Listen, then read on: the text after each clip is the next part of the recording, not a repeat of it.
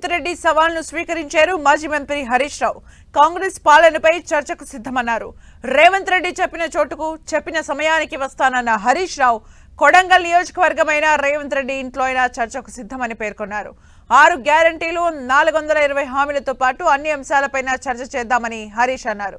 BRS పై నిందలు వేయడం మాని నదీ జలాల్లో తెలంగాణ ప్రయోజనాలు కాపాడాలని సూచించారు. ముఖ్యమంత్రి రేవంత్ రెడ్డి తనకు అలవాటైన పైశాచిక భాషలో పాలమూరు ప్రగతిపై పచ్చి అబద్ధాలు మాట్లాడారని ఆరోపించారు. కృష్ణా జలాల్ని ఏపీ తరలించుకుని పోతుంటే ఆపలేక తమపై విమర్శలు చేస్తున్నారని మండిపడ్డారు.